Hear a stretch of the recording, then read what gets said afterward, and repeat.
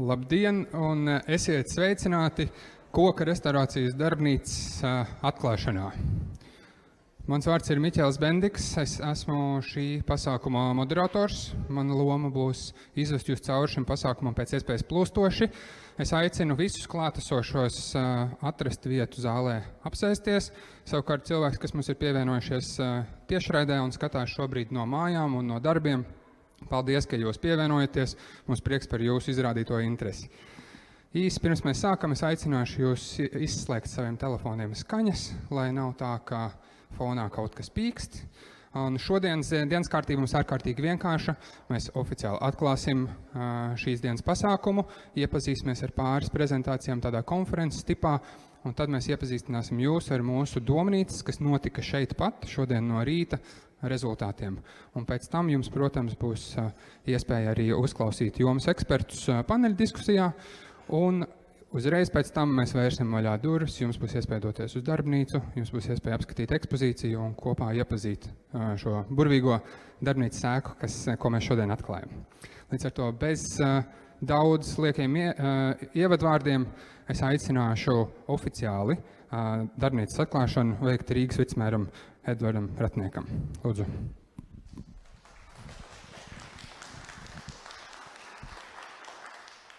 Dārgie draugi, dārgie arhitekti, pilsētas aktīvisti, mūsu apkaimju biedrības, mēs redzam to, ka mēs pulcējamies šeit pēc gada un atkal ir noticis kas jauns, kas pozitīvs, kas aktuāls Rīgā un tieši koka būvniecībā.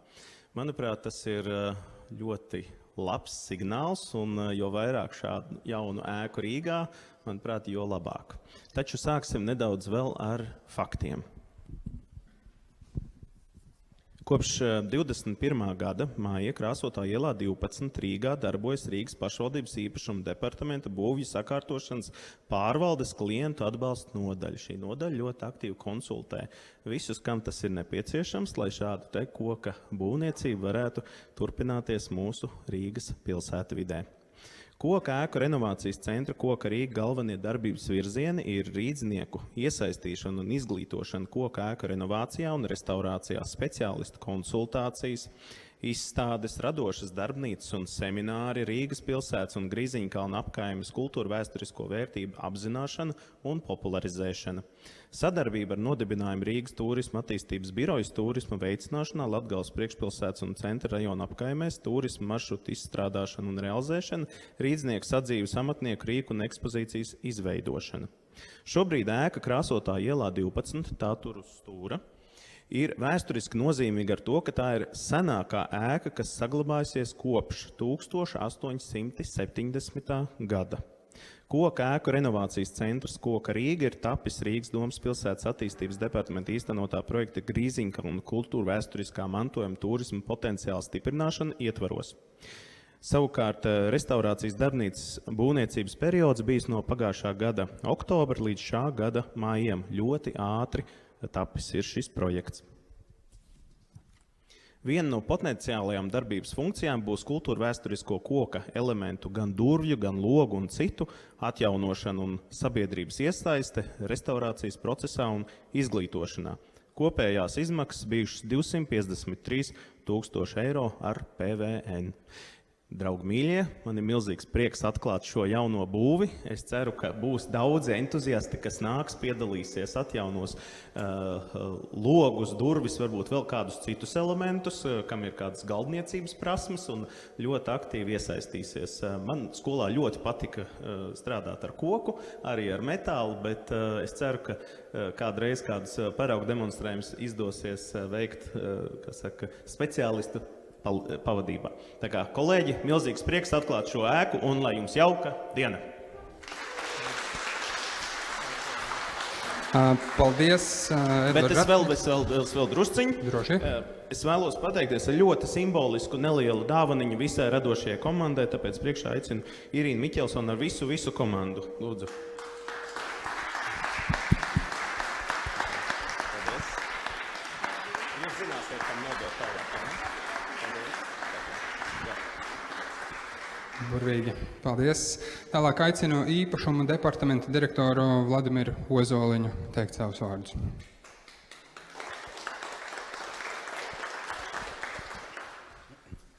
Labdien, visi klātesošie! Labdien, tie, kas skatās mūsu attālināti.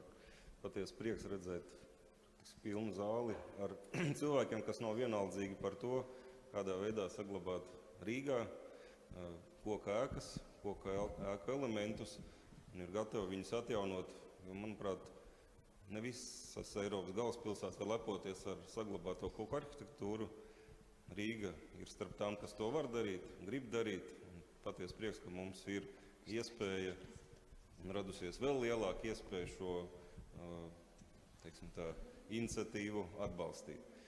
Patiesi prieks par to, ka pagājušajā gadā ir atrasts finansējums un šogad tas turpinās un mums ir ko lepoties. Apskatīsim šo skaisto ēku, kuru esam uztaisījuši. Ļoti ceru, ka viņi arī piepildīsies ar saturu. Ar nepacietību gaidu šodienas darba grupas sniegumu, ko jūs būsiet izdomājuši šim tieši ēkas satura piepildījumam.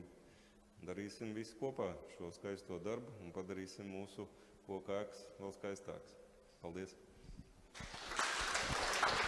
Paldies Ozoliņa kungam. Tieši tā, ēka ir, telpa ir, atliek domāt par saturu. Pirms mēs pārskatīsim, ko mūsu domnīcas komandas un grupas ir izveidojušas ar savu piedāvājumu vai savu redzējumu.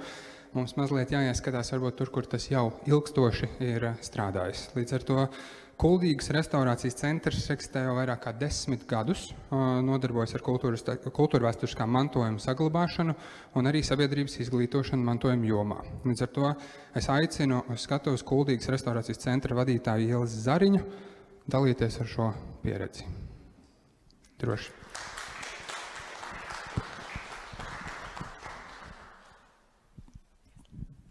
Labdien! Es esmu Ilze Zariņa, Kuldīgas restaurācijas centra vadītāja, un man ir prieks atsaukties Koka Rīgas aicinājumam, pastāstīt par to, kā tad tapa Kuldīgas restaurācijas centrs un kā mēs to izveidojam.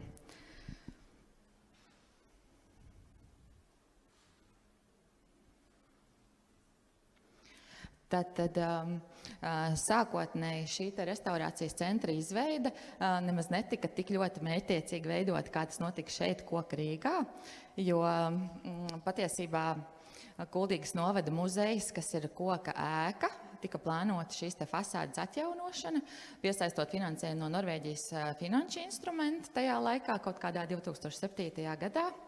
Un tur bija iespēja tikt pie papildus punktiem šim projektu novērtējumam, ja tika pirmkārt sadarbības aktivitātes ar norvēģu amatniekiem, un arī, ja notika kaut kāda iedzīvotāja izglītošanas pasākuma. Tātad tas sākotnējais tāds pragmatiskais uzstādījums vienkārši tikt pie pāris bonus punktiņiem, patiesībā rezultējās ar šo restaurācijas centru, ko mēs varbūt savā ziņā varam uzskatīt, ka tā bija viena no pirmajām iniciatīvām Latvijā veidot šo restaurācijas centru. Un šobrīd tātad mūsu centrs, mēs uzskatām, ka tas ir pirmām kārtām instruments vecpilsētas ēku glābšanai un saglabāšanai. Tas noteikti ir arī informācijas centrs un izglītības centrs gan iedzīvotājiem, gan amatniekiem, būvniekiem, arhitektiem, gan arī kā turisma objekts viesiem. Un tiešām īpaši šajā ziemas sezonā, kad varbūt mēs nevaram pasēdēt kafejnīcās un tik ļoti ilgstoši uzturēties pie rūmas, ka tā ir iespēja atnākt pie mums, paskatīties centru un pavērot šo amatnieku darbu procesu. Un tas, protams, ir arī mūsdienīgas vecpilsētas informācijas centrs, jo mēs popularizējam un stāstam par Kuldīgas īpašajām vērtībām. Pie mums var noskatīties video materiālus, mēs veidojam maršrutus, aicinot iepazīt mūsu restaurētos objektus, kas ir pilsētvidē, tāpat arī dažādus tematiskus maršrutus, līdzīgi kā tas ir arī Rīgā ļoti skaisti, un mēs arī veidojam dažādas izstādes specifiski. Un mūsu centrs sākotnēji tika izveidots 2010. gadā. Šī mazā darbnīciņa ar norvēģu finanšu instrumentu atbalstu un ēka kreisajā pusē. Tur mums bija tāds maziņš birojiņš un maziņa darbnīca. teiksim, tā darbnīcas telpa bija tikai viena. Ja vienlaicīgi, teiksim, kāds strādāja ar kokapstrādes instrumentiem, kur rezultātā rodās putekļi, tad nebija iespējams tajā pašā dienā krāsot. Un tā kā mums bija, ja viens kolēģis strādā, viens amatnieks, tad tajā laikā tad viņš varēja plānot tos darbus, bet tā kā mūsu vēlāk tās aktivitātes, kur mēs iesaistījām iedzīvotājus, tad ļoti bija jāplāno, vai šobrīd puteklēsimies, vai pēcpusdienā varēsim krāsot. Un mums bija tāds pavisam maziņš birojiņš, kur mēs kā paši smējāmies, ko viens ieelpo, to otrs izelpo, jo vispār nav varianti. Vienkārši tās telpas bija tik ļoti mazas. Un tālāk izveidoja mūs ar šo projektu finansējumu atbalstu, bet drīz vien tās mūsu iniciatīvas kļuva tādas, var teikt, jau pietiekami atpazīstamas, un mēs vairs nebijām tādā muzeja pēnā. Un sākotnēji mēs uzreiz tikām izveidoti kā pašvaldības restaurācijas nodaļa, jo arī tajā laikā bija skaidrs, ka atsevišķi iestāde ar juristu grāmatvedību, ka tas būtu pārāk dārgi. Un mēs joprojām esam šī pašvaldības restaurācijas nodaļa pēc juridiskā statusa, bet komunikācija ar sabiedrību mēs lietojam terminu Kuldīgas restaurācijas centrs, lai nebūtu tā mulsinoši, kas tā pa nodaļu, uz kādu tur, tā piekritīsiet, ka izklausītos dīvaini, tā ka tas Kuldīgas restaurācijas centrs.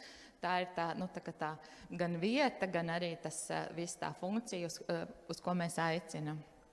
Un tātad mēs jau no šī 10. gada mums bija tā priekšrocība, ka mēs varējām strādāt starptautiski, jo mums jau bija šis Norvēģijas partneris, un savukārt centra izveidē mēs sadarbojāmies ar koka vecpilsētu Somijā, kas ir Rauma, kas arī 80. gadā ir iekļaut UNESCO sarakstā.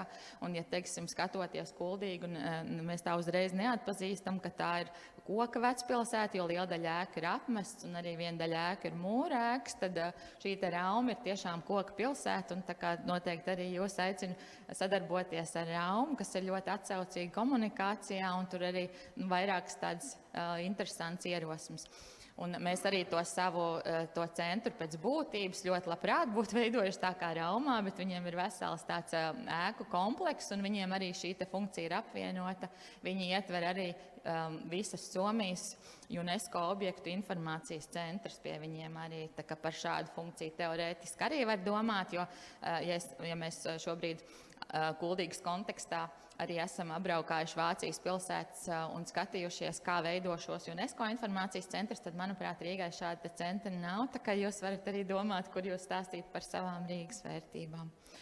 Un tātad tas, ko es minēju, ka mums bija diezgan viegli strādāt starptautiski, tas mums arī palīdzēja varbūt veidot to mūsu kapacitāti, tādu drosmīgi, jo mēs nesākām ar maziem projektiem, mēs sākām uzreiz ar lieliem vērienīgiem, jo mums bija šie partneri, un pilnīgi noteikti strādāt starptautiski, pārfrāzējot, ir lētāk nekā strādāt lokāli. Jo starptautiski tev ir iespēja piesaistīt finansējumu, bet lokāli tev ir varbūt tās finansējuma iespējas ierobežotas, kas varbūt savā ziņā skan pretrunīgi, bet tiešām no tāda rīkotāja aktivitāšu tādu uzsākšanas viedokļa starptautiski tas noteikti būs izdevīgāk.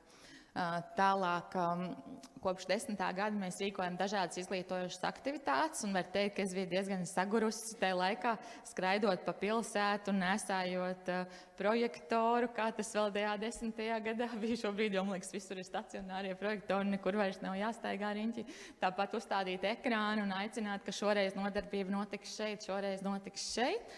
Un tad 2018. gadā mēs, protams, bijām ļoti priecīgi, ka mēs sasniedzām jau to savu restaurācijas centru otro posmu, un pašvaldība nolēma, ka savulaik ugunsgrēkā cietušo 19. gadsimta ēku, kura padomju periodā bija sadalīta 5 mazos dzīvoklīšos un stāvēja tukša ar tādu pagaidu jumtu pārsegumu vairāk kā 7 gadus. Pašvaldība nolēma, ka varētu piemērot restaurācijas centra vajadzībām. Par cik ēka bija cietusi ugunsgrēkā, tad tā bija diezgan būtiski, var teikt, tāda bojāta. Tur bija lielākā daļa detaļu bija jānomaina, un salīdzinoši maz kas palika, bet viena daļa logu palika. Par laimi vēsturiskās durvis ielas fasādē bija saglabājušās.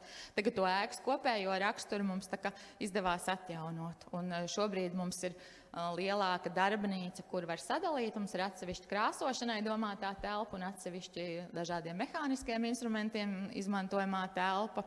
Mums ir izglītības klase, kur mēs uz vietas varam līdz 30 cilvēku auditorijai mazus izglītojošus pasākumus rīkot, kā arī tikties ar arhitektiem, būvniekiem, ar kuldīdzniekiem, runāt par dažādiem jautājumiem. Un mums ir arī neliela atsevišķa birojiņa. Un tātad, var teikt, mūsu darbības mērķi, pilnīgi noteikti galvenais centrālais darbības mērķis ir nodrošināt Kuldīgas un novada vēsturiskā mantojuma autentiskumu saglabāšanu nākamajām paudzēm un arī nodrošināt amatniecības tradīciju pārmantojamību un arī, teiksim, šo te vēsturisko amatniecības prasmi ilgtspēju. Tās ir tie virzieni, uz kuriem mēs koncentrējamies.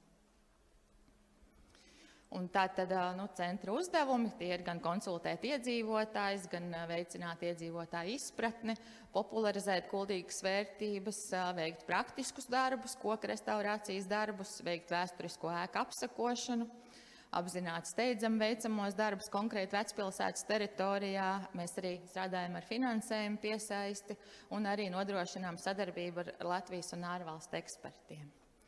Un tātad mūsu tās centrālās aktivitātes, ar ko mēs strādājam, ir šī te regulārā logu uzturēšanas akcija vecpilsētas iedzīvotājiem, kur es zinu, ka jums ir savā ziņā interesi. Tad ir praktiskas izglītojošas restaurācijas darbnīcas amatniekiem un restauratoriem. Tās ir starptautiskas restaurācijas darbnīcas ar lekcijām un prasmju apguvi. Tās ir šo te tradicionālo materiālu un metožu prezentācijas. Tie ir praktiskie darbi un izglītojoši pasākumi dažādām mērķa auditorijām. Un tātad kopš pagājušā gada septembra mums ir tā priekšrocība, ka līdzīgi kā jūs jau sen jau esat, mēs arī piedaram šī te pasaules kultūras mantojuma vērtības saglabātāju kopienai, un mūsu speciālisti strādā uz vērtībām, kuras ir novērtētas pasaules mērogā. Un jāsaka arī, ka tieši šīs te amatniecības prasmes un īpašās koku būvgalvniecības detaļas, kas mums ir salīdzinoši vienkāršas, mums nav tās tik greznas kā jums, kā arī daļa no šīm te UNESCO apzinātajām vērtībām. Un tātad tiem, kam interesē specifiskāk, arī tad tieši šī te kuldīgas īpašās nozīmes vērtība, pie kuras es šodien tā īpaši arī nepakavēšos.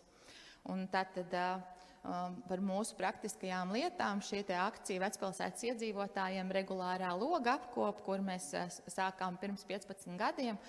Tā ātri pārstāstot šo te praktisko procesu, uzbūvējām pie restaurācijas centra telti, savārījām teju, kafiju un cepumus un gaidījām, ka tie iedzīvotāji nāks, jo mēs taču iepriekšējā nedēļā katram paskastītē varējām ielikt šo te aicinājumu uz aktivitāti.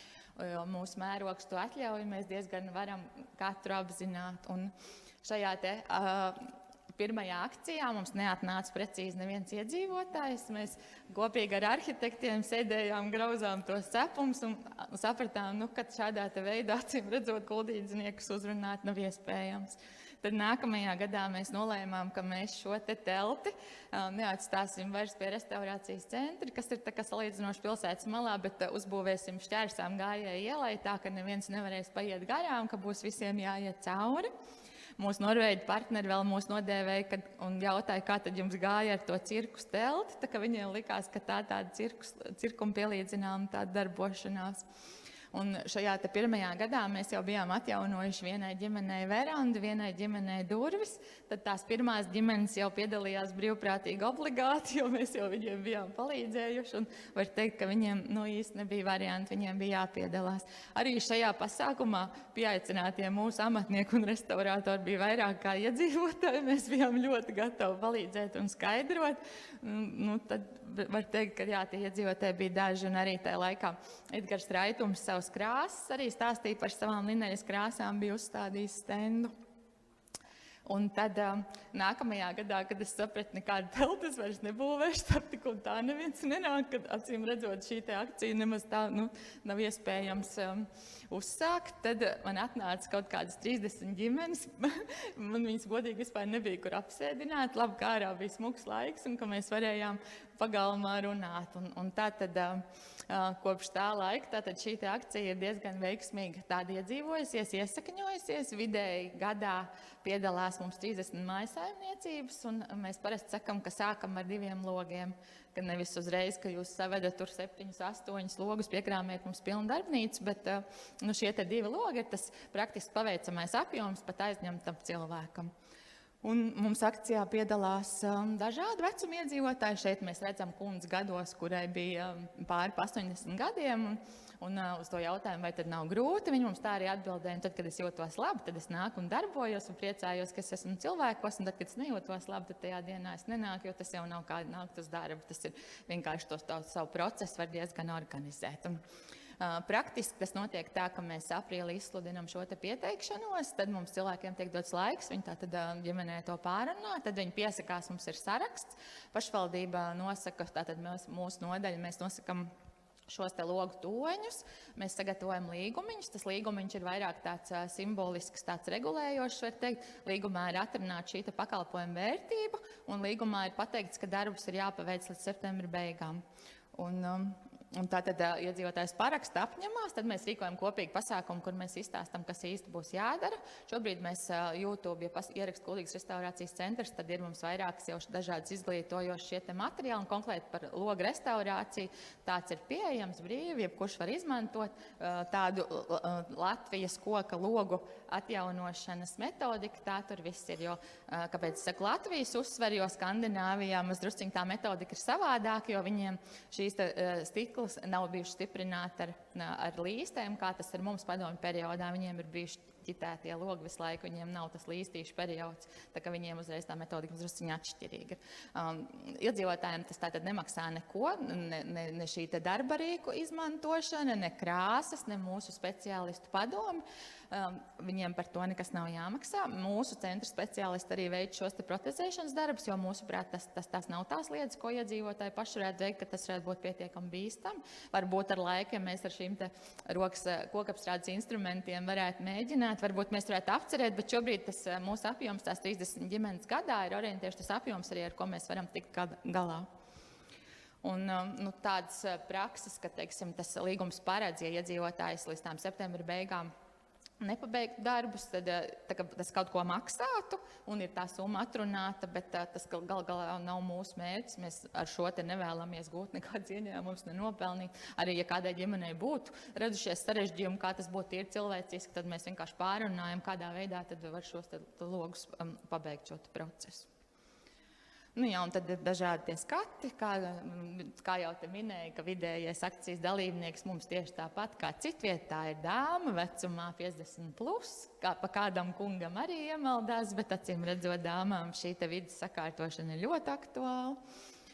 Jā, un te iedzīvotājs pats, tās ir vērtnes atjaunojas un priecīgs liek objektā. Tātad nākamās dažādas tās bez loga akcijas. Tas, ko mūsu centrs dara, ir mēs rīkojam izglītojušas programmas amatniekiem, un šeit konkrēti ir āderēšanas darbnīca, jo arī amatniekam laiku pa laikam tās savas zināšanas varbūt vajag atsvaidzināt, kā arī kaut kādi, piemēram, galdnieki, kas vēlētos pārkvalificēties par restauratoriem, tad šīs ir tās prasmes, kuras viņi ļoti labprāt apgūst.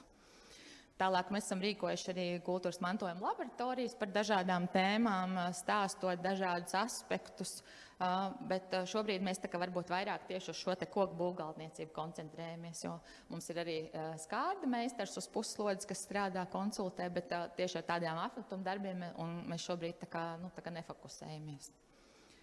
Un, jā, tā tad arī šo te dažādu pasākumu laikā notiek ēku analīze pilsētu vidē, kaut vai tādā vienkāršotā līmenī, skatoties uz ēku, teiksim, tiek apsakots, kas tad ēkā ir kāds bojājums, un tad tiek analizēts, kā tas varēja rasties, un tas, teiksim, speciālistu vadībā, tas ir tā ļoti interesanti, tas mudina arī iedzīvotājiem pievērst uzmanību, paskatīties uz to savu ēku, kā tad ir, vai te viss kārtībā, un ja es tur redzu, ka kaut kādā vietā jau varbūt krāsa ir zudus, vai kādas daļas izskatās iztrupējuši, tad man ir jāskatās, kāpēc. Un vienkārši šādā veidā mēs vispār pievēršam iedzīvotāju uzmanību, ka ir jāpaskatās to savu ēku. Varbūt tas nav tikai pietiekami vien, kas te dzīvoja un neliekos nezinas.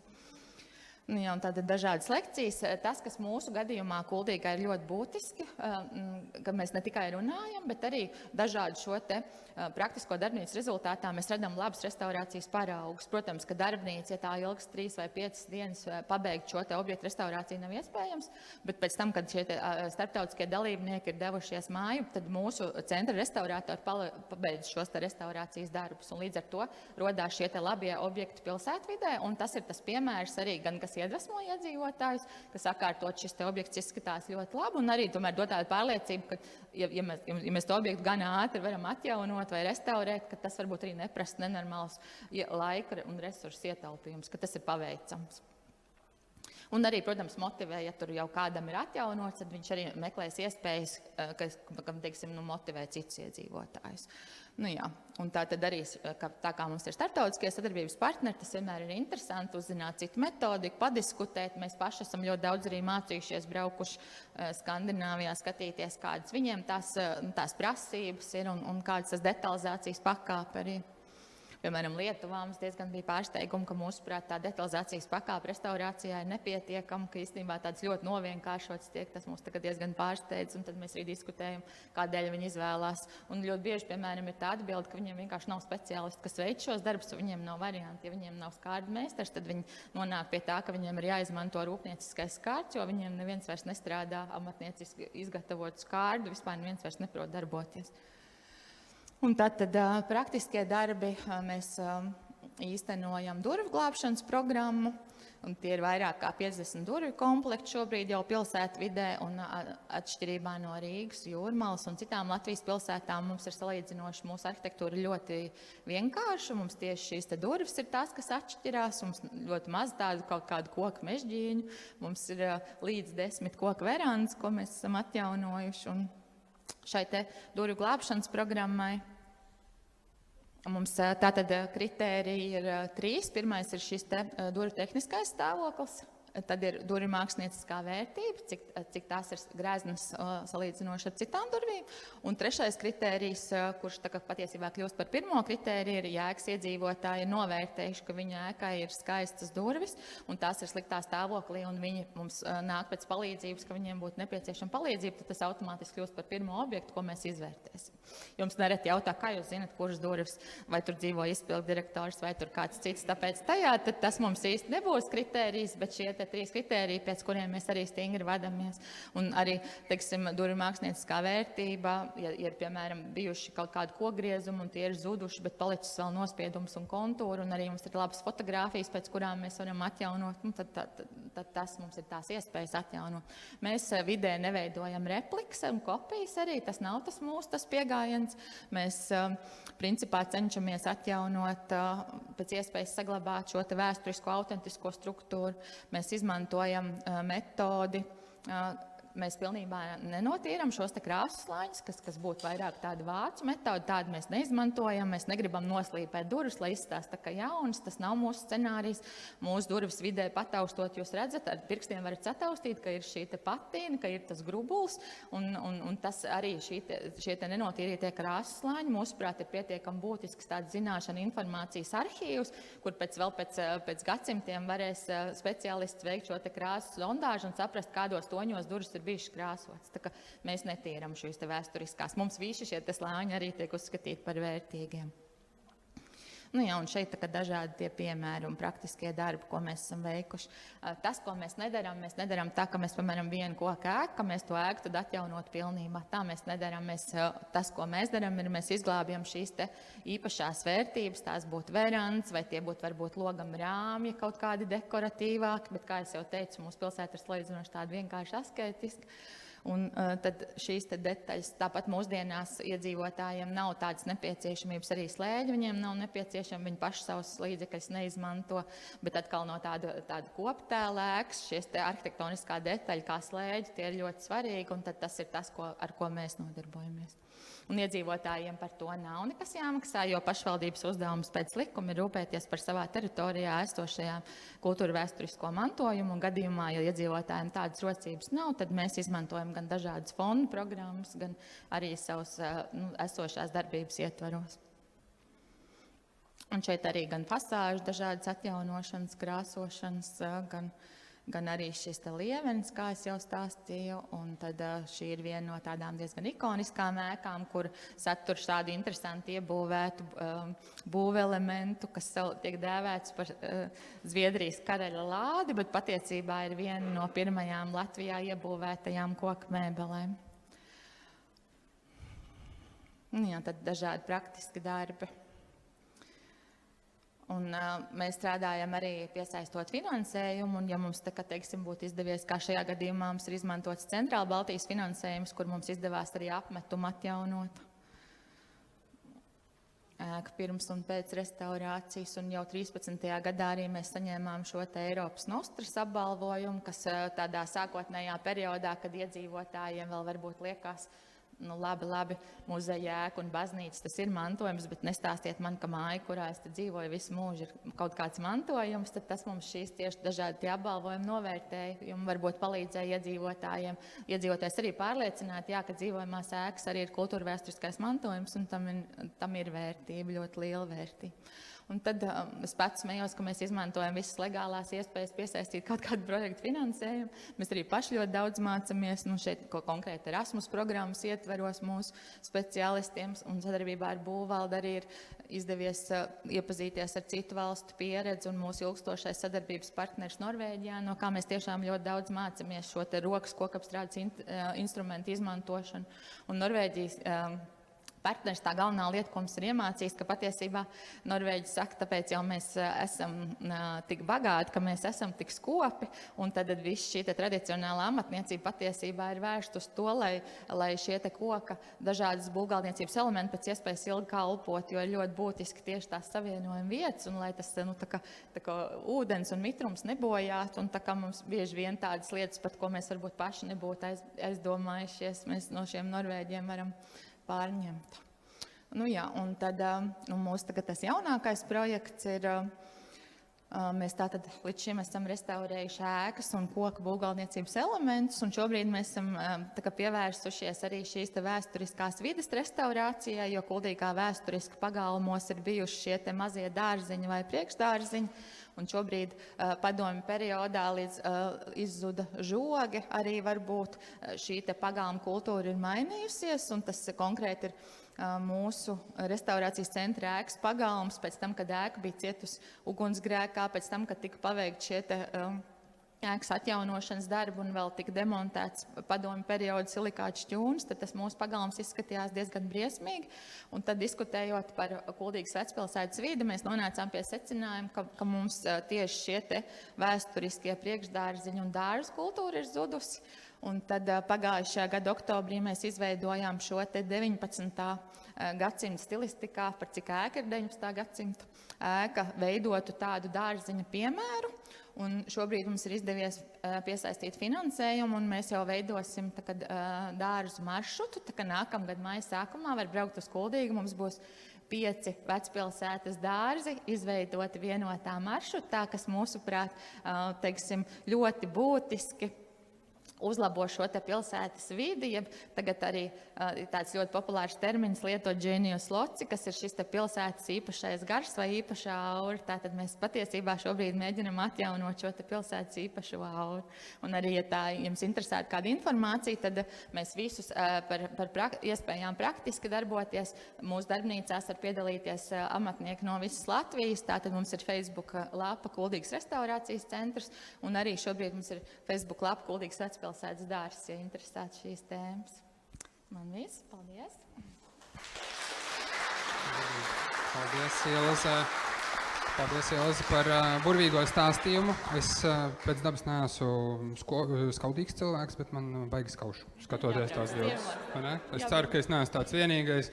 Tās dzeltenās durvis parādījās, un es vienkārši izkusu. Es nezināju, ka man var patikt durvis tik ļoti, kā tas ir. Tā kā burvīgi. Paldies liels par stāstījumu, un paldies par mācību, ko es pierakstīju pats, kas varbūt ir tāda šaura, nišīga frāze, kas var noderēt, bet ja cilvēki neiet uz restaurācijas centru, tad restaurācijas centram ir jāiet pie cilvēkiem. Pareizi ar jūsu cirkus telti pie Gājai ielas. Burvīgi. Mēs dodamies tālāk, lecam autobusā no Kuldīgas, braucam uz krastu, brauksim uz Liepāju, un es aicinu šeit priekšā Liepājas restaurācijas centra jaunā Eiropas Bauhaus programmas oficiālā partnera Latvijā īpašnieku un vadītāju Ivaru Pilipu. Ar aplausiem sagaidīsim Ivaru.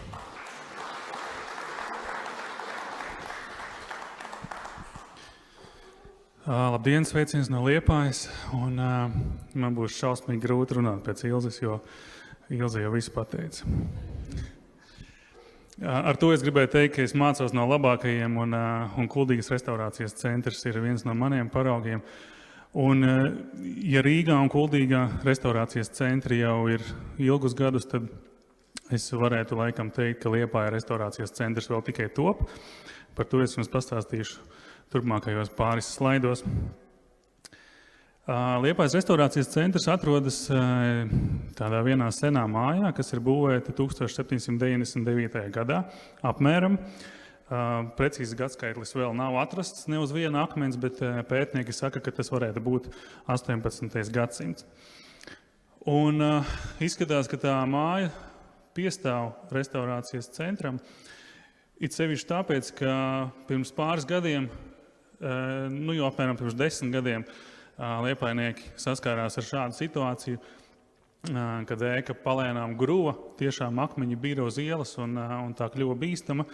Un tas bija brīdis, kad pašvaldība ņēma šo īpašumu savās rokās un ar dažādiem līdzekļiem un metodēm mēģināja to iekonservēt un atsavināt īpašniekiem. Šajā mājā bija 7 dzīvokļi, jeb 7 atsevišķas telpu vienības, kuras tika izliktas publiskā izsolē, un šādi izskatījās ēka, kad tā nonāca manā īpašumā.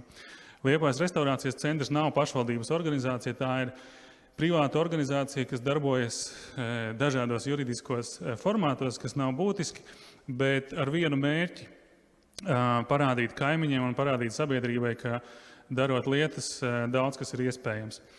Šāds bija sākums, un 2022. gadā tā ideja,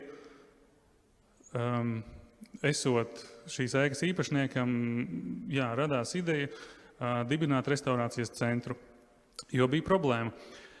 Problēma bija informācijas nepieejamība, problēma bija datu un kontaktu nepieejamība dažādiem meistariem. Vienmēr sakot, es biju kļuvis par vietējās aprindās, mēs viens otru dēvējam par graustu miljonāriem, tad manā īpašumā bija nonācis viens grausts, kas, protams, ir miljonu vērts, gan vēsturiski, gan arī praktiski atjaunojot šo māju, protams, gan pilsēta iegūst tādu vienu vēstures liecību atjaunot, gan arī, protams, saimnieks un tie, kas arī pēc manis šo māju lietās varbūt. Lūk, un gadījās tā, kad tā mana personīgā būtība un iniciatīva ir tāda, kad man gribās palīdzēt sev un palīdzēt arī kādam citam. Un tā tapa Liepājas restaurācijas centrs. Man šķiet, ka nākošajā slaidā ir jābūt video par to, cik labi mums gāja atklāšanas gadā.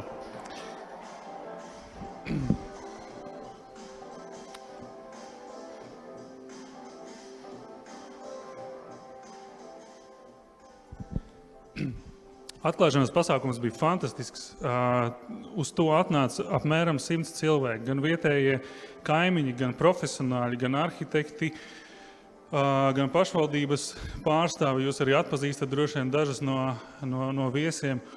Un mēs spriedām par to, ko darīt Liepājā, kāpēc Kuldīga var, kāpēc Rīga var, kāpēc Cēsīs jau notiek restaurācijas sen un kas būtu jādara Liepājā.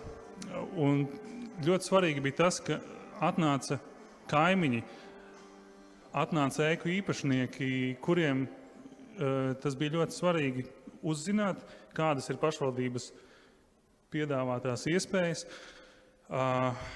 jo daudzi nezin vēl joprojām, ka tāpat kā Rīgā, arī Liepājā ir pašvaldības programma, kur var saņemt finansējumu ēku atjaunošanā. regulāri. Man cilvēki zvana un saka, man ir tāda māja, ko man darīt. Es saku, tad pirmkārt paskatāmies, vai tev pienāks pašvaldības nauda, un tad runājam tālāk. Un cilvēki tiešām to nezina. Jā, bet lai nesanāk tikai tā, ka mēs restaurācijas centrā runājamies par kaut ko, tad visiem zināmais piemērs meistarklases un ķērāmies klāt šim pašam īpašumam. Tad pirmajā gadā strādājām ar kaļķa mūri, vēl joprojām to daram. Teritorija nebija žoks. Šo adresi Bāriņu iela 24 Liepājā vietējie zināja kā bomžu pludmali, jo pēdējos 10 gadus šai mājām itinājās bomži, to nevar teikt par dzīvošanu. Daudz kas ir zudis, durvis ir zudušas, logi ir zuduši, citi dekoratīvi apdari ir zuduši. Tātad bija svarīgi šo teritoriju iežogot. Tad būvējām vēsturiska parauga žogu. Un kas man pašam ir būtiski, man ir 2 meitiņas, sveiciens viņām, jo viņas skatās tiešraidi. Man ir svarīgi, ka arī bērni ir klātesoši, un lai tas process, ko mēs darām, ir ne tikai mūsu pieaugušajiem būtisks, jo mēs tur spriežam gudras lietas, bet lai arī bērniem ir interesanti, un viņi auga līdzi ar šo vēsturisko mantojumu. Jā, un pirmajā gadā bija arī milzīga mēdīju interese par to, ka Liepājā pēkšņi ir radies tāds restaurācijas centrs, kas, protams, bija patīkami, bet tai pašā laikā arī uzlika tādu lielu atbildību, ne tikai tā mazā mērogā par to runāt, bet tad definēt, ko Liepājas restaurācijas centrs vēlas sasniegt, kādi ir tie mērķi. Un, protams, tajā brīdī es izvirzīju sev mērķi ļoti ciešā sadarbībā sadarboties ar Liepājas pašvaldību, uz ko mēs vēl ejam. Es ceru, ka līdz tam lielajam mērķim 27. gadā, kad Liepāja būs kultūras galvaspilsēta, mēs būsim tikuši tik tālu, cik ir tikus Rīga, Kuldīga, Cēsis un citas pilsētas, kur Latvijā jau tas restaurācijas process notiek. 23. gadā turpinājām iesākt labo tradīciju, bet papildus tādām vietējām aktivitātēm bija svarīgi, apskatīsimies, kā mums gāja 23. gadā. Bija svarīgi arī attīstīt ne tikai to vietējo sadarbības mērogu, bet arī starptautisko sadarbības mērogu. Un acīm redzot, tā praktiskā pieredze, ko mēs guvām kopā ar kaimiņiem, ar interesantiem, kas atnāca, līdzīgi kā Kuldīgā arī uz manis organizētajām meistarklasēm pirmajos gados nāca uz vienas rokas pirkstiem saskaitāms cilvēku skaits, un pārsvarā tās bija sievietes, protams. Nezinu, kāpēc, protams, bet protams. Jā, te var redzēt, kā mēs darbojamies. Tātad Liepājā restaurācijas centra darbnīca ir brīvdabas darbnīca, ja tā var teikt. 3. vasaru šīs ēkas pagalmā ir telts ar instrumentiem, jo ēkā vēl īsti nevar droši uzturēties un darboties.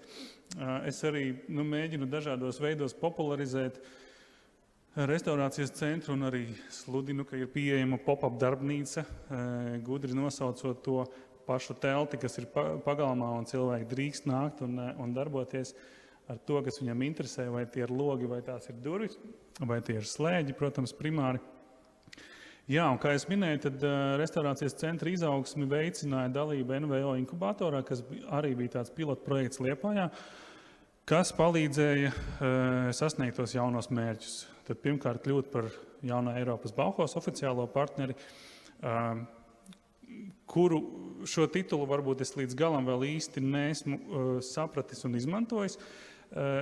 Sapratis, kā izmantot, jo Bauhaus kultūra Latvijā viņa tā kā, man liekas, vēl uzņem apgriezienus, bet tas ļāva šogad realizēt pirmo starptautisko projektu. Un šī gada vasara, tā es laikam steidzos pa priekšu saviem slaidiem, jā, par vasaru pastāstīšu tūlīt. Šis ir tas viens no mērķiem, ko mēs svinam šodien šeit. Arī Liepājā es vēlos, kad restaurācijas centram ir skaista, plaša darbnīca, kurā tad var notikt gan vietējā mēroga, gan starptautiska mēroga projekti. Un viens no tādiem projektiem notika šogad. Starptautiska restaurācijas rezidence, kurā pie manis viesojās 2 ārzemju rezidentes, sievietes, protams, viena no Portugāles, viena no Itālijas un 2 vietējie latviešu entuziasti, kuriem arī pieder lauka īpašums meža vidū, un viņiem bija ļoti svarīgi uzzināt, ko tad ar to mājiņu darīt. Mēs organizējām šo rezidenci 3 nedēļu garumā, tad turpinājām apgūt kaļķa mūra atjaunošanu, strādājām ar koka logiem un, protams, runājām par gudrām lietām. Un jāsaka, atkal no sabiedrības bija liela interese un uz diskusiju, kurā piedalījās gan arhitekti, gan restaurācijas praktiķi un profesionāļi, ieradās kuplas skaits, līdzīgi kā mēs šodien šeit. Un tā bija ļoti laba pieredze dalīties ar iespaidiem un zināšanām vienam ar otru. Jā, pāris bildēs par vasaru, un būs arī vēl viens video, kas parādīs, kā mums gāja. Nu, lūk, Juris Zviedrāns, kā vienmēr, bija pie mums un arī dalījās ar saviem komentāriem un iespaidiem un ar labojumiem. Pats svarīgākais ar labojumiem, jo tas, ko mēs tur varbūt pārēji runājam, Juris vienmēr zina, kā ir labāk.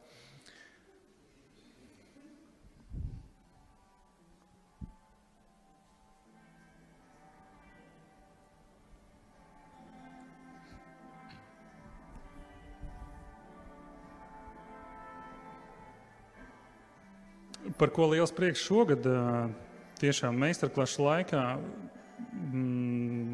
tātad meistarklases apmeklēja vairāk kā 30 dalībnieki, un kas interesanti, dalījās 3 daļās. Tātad 10 dalībnieki, tad trešdaļa no Liepājas, trešdaļa no Kurzemes reģiona, un kas mani pārsteidza, trešdaļa no Rīgas. Cilvēki speciāli bija braukuši no Rīgas uz Liepāju, protams, apvienojot liederīgo ar patīkamo, apmeklēt pludmali un iemācīties arī svarīgas lietas. Un tas tiešām pārsteidz, jā, kad pat no Rīgas, kur jums šeit ir Koka Rīgas organizācija, kas visu to jau piedāvā, tad arī cilvēki tomēr izvēlās braukt uz Liepāju. Un man šķiet, ka nākošajā slaidā ir tā atbilde par to 1 miljonu, kad ir iespējams ļoti ātrā laikā pie tā 1 miljona tikt. Un 1 miljonu es sasniedzu ar vienu mazu meistarklasi Vasīlijs, korespondents Ingas Ozolas tētis, Inga Ozola, kas rādio strādā. Inga regulāri man aicina pie sevis, un viņa saka, atnāc parādi manam tētim, kā pareizi to laukakmeņa mūri sakārtot, un beidzot es atradu laiku un aizbraucu pie viņas, un viņa pacienāja. Man ir garšīga biespienu maizi, un video nestrādā, un Inga ātri safilmēja tur pāris video un uztaisīja rīlu. 1,2 miljonu skatījumu šim video. Man liekas, tie, kas tiktokos un mārketingā strādā, tad 1 miljonu Latvijā sasniegt, tur jābūt ir kaut kam īpašam. Iespējams, Davida Bovija mūzika, kas ir fonā, nostrādāja. Iespējams, Vasīlijs, bet varbūt kādam arī interesēja tas, ko mēs tur darījām. Tā kā, lai izdodas arī Koka Rīgai pelnīt un sasniegt miljonus ne tikai auditorijā, bet arī restaurācijas nozarē. Paldies par uzmanību. Paldies, Ivar, ar aplausiem. Man nāk prātā tikai viens vārds, kas ir, viens vārds, 2 vārdi, tie ir, lai top. Tur bija vairākas lietas sākām. Es aicināšu tev palikt, jo tev darbiņš turpinās vēl, jo mēs iesim tālāk. Bet jā, iesākts tas, sāksim to, tūlīt darīsim to. Man ir liels prieks redzēt, ka cik daudz idejas arī diezgan raiti materializējās un, kā saka, līdz 27. gadam vēl cerams, ka pietiekami daudz laika. Bišķiņš laiciņš vēl ir, kā ir saka.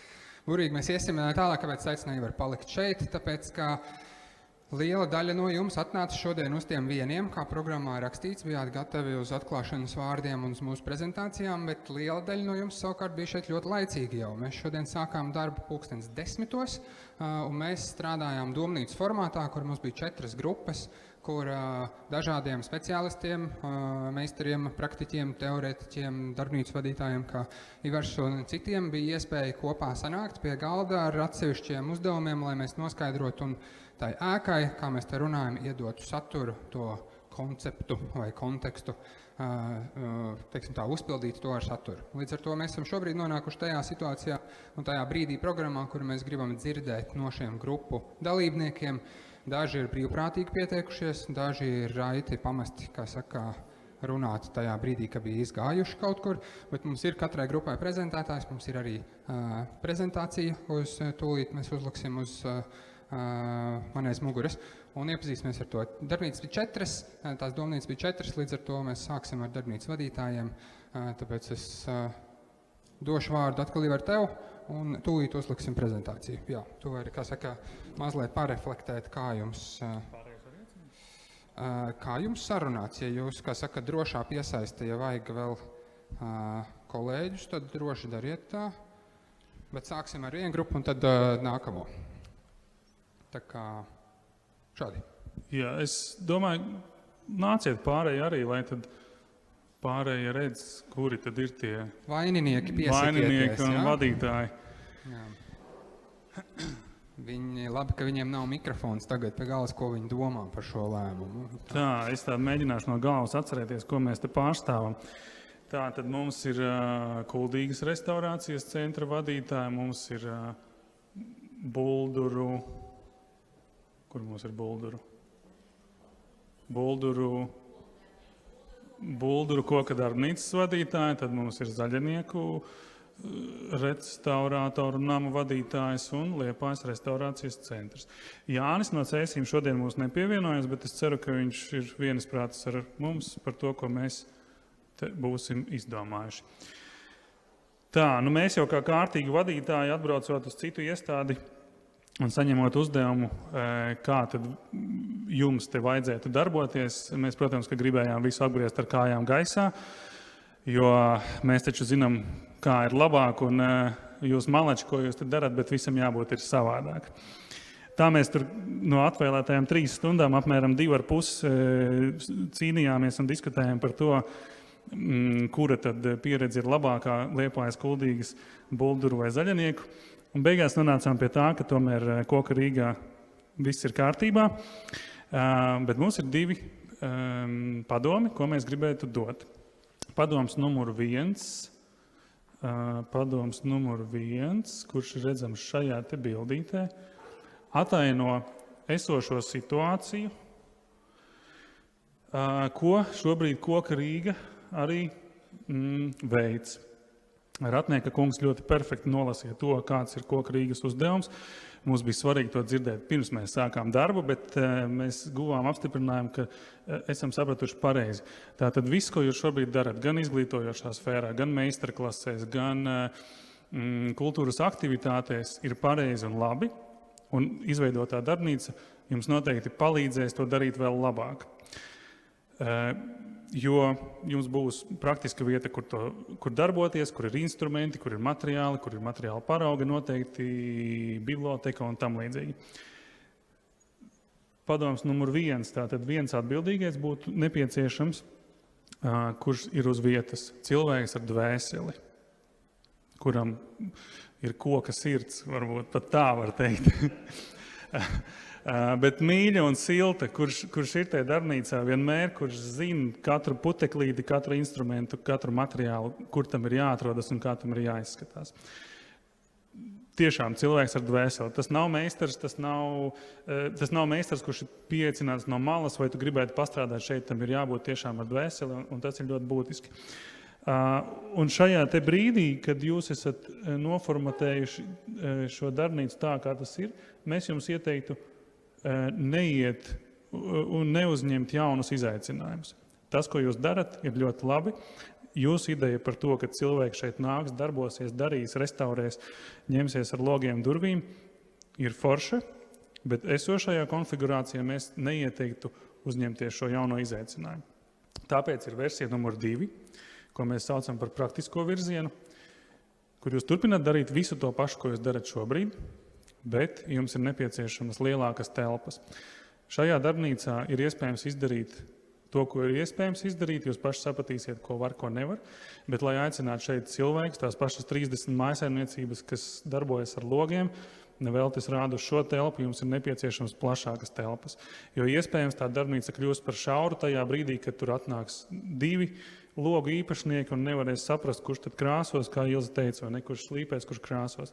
Līdz ar to jums vajadzēs paplašināties. Arī izglītojošiem nolūkiem jūs varat izmantot blakus ēku, tikai ir jāsakārtot tās juridiskās lietas, vai ne, un tam līdzīgi. Tas pats arī šeit, es saprotu, ka te ir cits juridiskais status. Ja jūs gribat to latiņu kāpināt un piedāvāt jaunus pakalpojumus, tad jums bišķīt ir jāpadomā, kā jūs iesaistat pārējās telpas, jo tad tas būs perfekti. Un tur mēs rakstījām, ka ir nepieciešami 2 meistari, jo ar vienu cilvēku ir par maz, 2 vajag parunāties vienam ar otru, un tad tas process iet labāk. Nu, tas īsumā, vai ne? Vai es kaut ko nepateicu?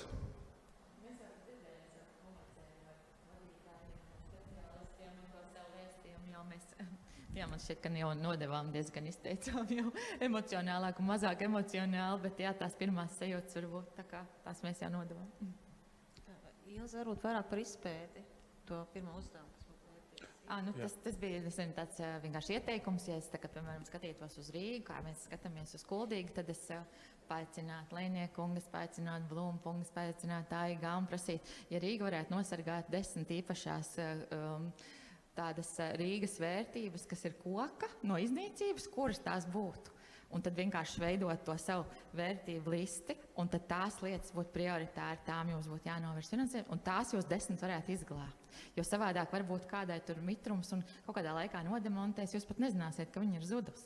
Vienkārši dariet to ātri, aptaujājiet un sargājiet, un tad tā otrā lieta vēl bija arī, ja skaidrs, ka šajās te darbnīcās atbilstoši likumdošanai var atrestaurēt logus, slēģus un durvis, jo apjomīgākiem objektiem jau būtu vajadzīgs tātad būvnieks, to nevarētu restaurātori tādā savā kārtībā, tad arī attiecīgi atbilstoši katram tam koka apbūves rajonam apzināt logu profilus. Vienkārši atkal, un piemeklēt tās rokas instrumentu cēveles, un tad es zinātu, atnāk Āgenskalns, tur ir viens no 3 profiliem, un šo mēs strādājam, un tā arī tā lieta, ko man šķiet, ko jūs pilnīgi ne ar lielu finansējumu piesaistot no Kultūra Kapitāla fonda vai Centrāla Baltijas vai Lietuvas Latvijas programmas varētu izdarīt. Paldies, liels ar aplausiem. Lūdzu, pavadīsim darbības vadītājus. Paldies jums par jūsu pienesumu. Es aicināšu mūsu otru grupu, kas ir par kultūra vēsturiskā mantojuma saglabāšanu. Jautājums viņiem tika formulēts, kas tad ir mūsu gaida, ja mums šāda darbnīca ir un būs. Kāds labums kultūra vēsturiskajam mantojumam no tā? Kāda, vienkārši sakot, kāda jēga? Un es ceru, ka jūs atbildēsiet uz šo jautājumu paši.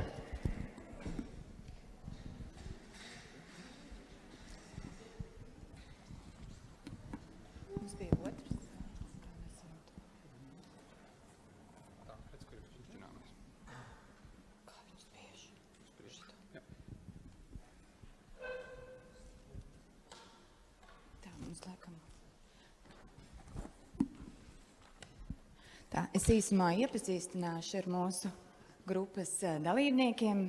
Mūsu grupā ir Latvijas restaurātoru biedrības valdes priekšsēdētājs Ronalds Lūsis, Nacionālā kultūras mantojuma pārvaldes arhitektūras un mākslas daļas vadītāja Anna Ancāne.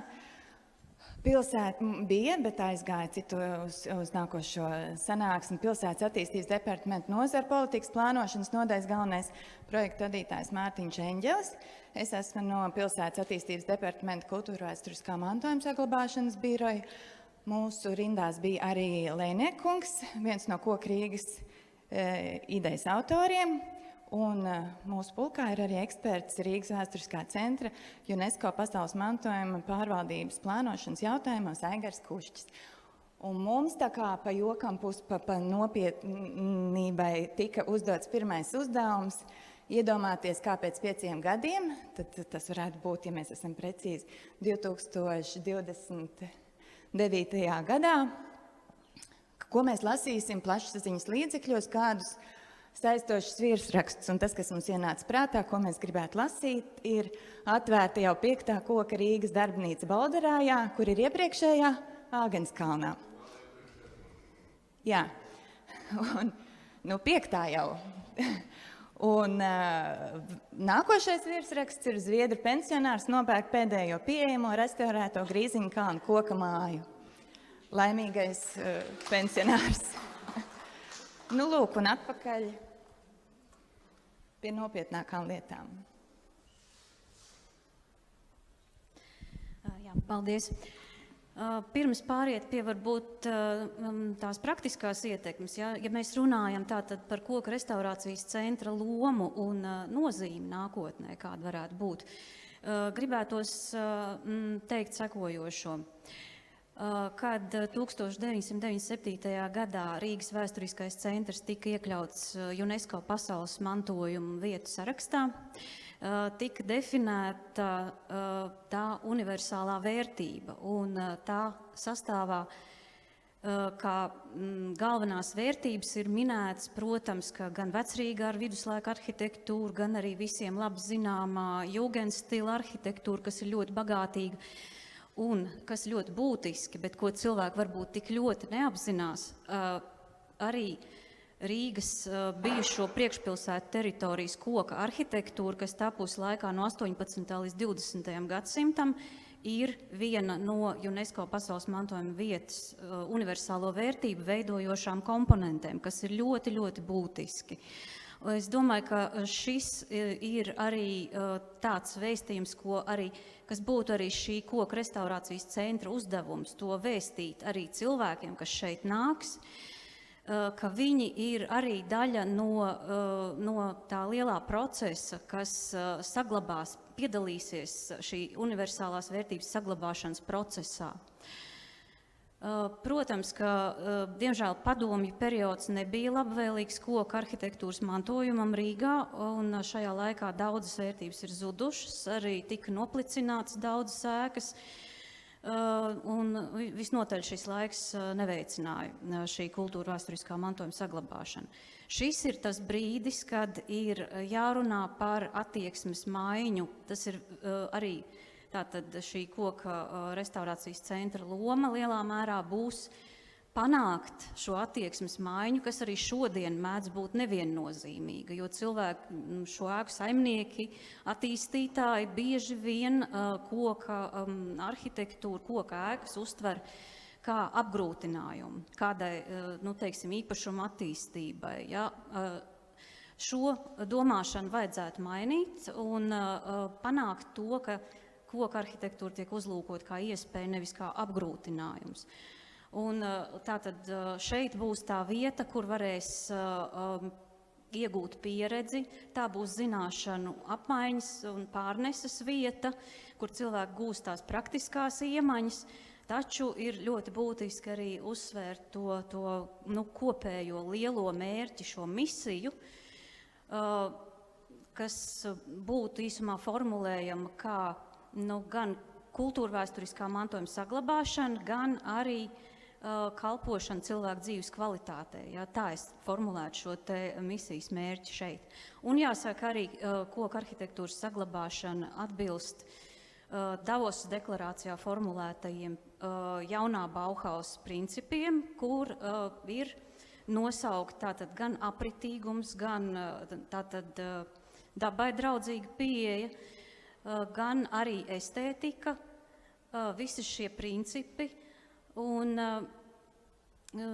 tātad šis ir veids, kā var šajā te procesā iekļauties ļoti labi, ja? Un kliedēt arī mītus par to, ka koka māja nevar būt ilgtspējīga, nevar būt energoefektīva, un, teiksim, arī vidas pieejamības kāda risinājuma nebūtu iespējama. Tas viss ir iespējams, viss ir atkarīgs no risinājuma. Un, protams, ka runājot kā Nacionāla kultūras mantojuma pārvaldes vārdā, es varētu tikai apsveikt šo te iniciatīvu un šī koka restaurācijas centra izveidi. Tā, paldies, un tālāk kolēģiem. Paldies. Un mēs pusotru stundu diskusijā mēs iezīmējām šādas galvenās tēmas, kam varētu pievērsties Koka Rīga un darbnīca.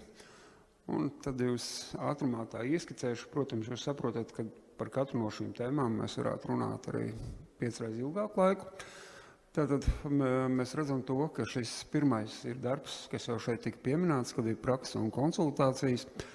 Un mums radās šī doma, ka te būtu vajadzīgs tāds Rīgas koka meistars, Tātad cilvēks, kas ir šeit uz vietas, kuram tad ir šī koka sirds, kā jau te tika minēta, un kurš tad sadarbojās kopā ar Rīgas iedzīvotājiem, kad Rīgas iedzīvotāji gan var veikt šo savu logu restaurāciju, kā arī veikt šo preventīvo apkopi, kas būtu ļoti svarīgi, jo mēs, protams, zinām restaurāciju, bet ilgmūžību šiem koku elementiem nodrošina tieši šī preventīva apkopa, tieši cilvēks varētu konsultēt, parādīt, paskaidrot par materiāliem, lai īpašnieki varētu ar šiem saviem logiem vai durvīm strādāt.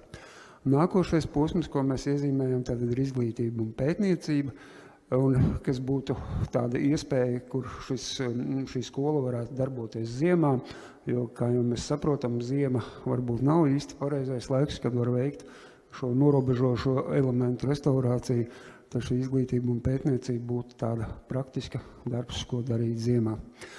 Un tad ir ārkārtīgi būtisks šis te glabāšana un apritīgums, jo, kā jau mēs redzam, pārsvarā diezgan bieži mēs varam atrast šīs te lietas sociālajos tīklos, bet varbūt, ka Koka Rīga varētu uzņemties šo te funkciju, kādi īpašnieki, kuri tad ir šos logus vai nomainījuši, vai vienkārši nelegāli izmetuši, kad Koka Rīga varētu sev kolekcionēt un tad veidot šīs te kolekcijas, pētniecību un cilvēkiem, kuriem būtu nepieciešamība, būtu iespēja tad un pieejami šie te otrais izmantojamie materiāli. Svarīgs darbības aspekts būtu sadarbība un tīklošanās, un tā būtu gan ar citiem restaurācijas centriem Latvijā, gan arī ar citiem restaurācijas centriem ārzemēs, bet droši vien, ka būtu svarīgi arī, ka šeit būtu šāda bāze vai platformas vieta, kur iedzīvotāji, tātad māju īpašnieki, dzīvokļu īpašnieki varētu tikties savā starpā, viņi varētu dalīties savā pieredzē un viens otram nodot šo savus pozitīvos darba pieredzi. Un, protams, jārunā arī ir par fondiem un grantiem, ko šis centrs varētu piesaistīt, lai arī tiktu līdz šim 5. centram Bolderājā, bet lai arī tā tad iesaistītu visplašākās sabiedrības loku šīs restaurācijas darbos. Jā, paldies. Ar aplausiem, kolēģi. Paldies liels jums par jūsu prezentāciju. Es aicināšu, tūlīt mēs to paņemsim, dodosiet kolēģiem, es aicināšu praktiķus. Mēs bijām dažas grupiņas strādāja šeit, bet vienus mēs aizsūtījām, lai kārtīgi elpo laku un koka smaržu un redz, kā tieši darbnīca šobrīd izskatās laikā un telpā un atrisina mums uzdoto jautājumu, kam tad tur iekšā jābūt un ko ar to visu varēs darīt, ko mēs varam sagaidīt no tā. Labdien, man sauc Mārtiņš. Man sauc Guntars. Esmu Bulduru koka darbnīcas arī viens no vadītājiem kopā ar Līvu. Kopā ar Aju mēs tad izveidojam darbnīcu. Jā, un es praktiski vadu uzņēmumu un tieši saistībā ar koka ēkas atjaunošanu.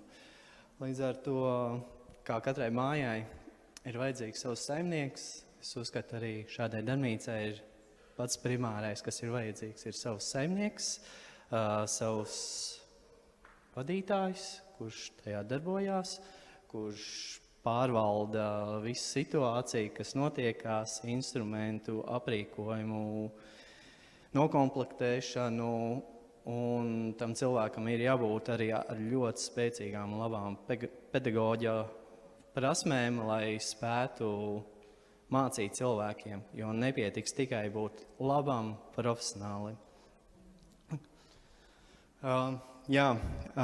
Tas, kas ir vajadzīgs darbnīcām, mēs tur kaut kāds mazo formātu izveidojām, īso sarakstu, bet nonācām pie slēdziena, ka atkal ir vajadzīgs speciālists, kas darbosies šajās darbnīcās, un viņš spēj izveidot šo sarakstu, kas ir nepieciešams, ar ko strādās.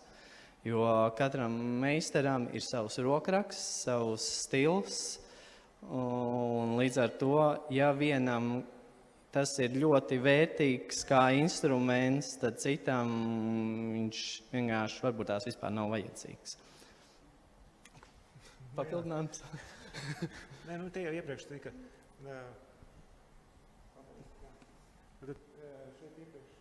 Nestādā. Laikam tagad. Jā, iepriekš jau tika teikts, jā, kad principā tās tādas varbūt divas būtiskas ir tas meistars un ir šī meistars. Tas, ka mēs jau, protams, arī sapratām, ka tā darbnīca ir, tā kā Ivars jau teica, kad ir nedaudz par mazu kaut kam lielam, bet tas varētu būt tāds centrs, kurā varētu tiešām rasties tāda kopīga vietējās, varbūt apkārtnes arī tāda darbība, jo tāpēc, kad ir nepieciešams arī varbūt šīs vairākas darbnīcas, jo tāpēc arī no tā lokālā viedokļa, kur atrodās katrs šis, teiksim, rajons vai kā, atšķirās arī kaut kāds niansēs.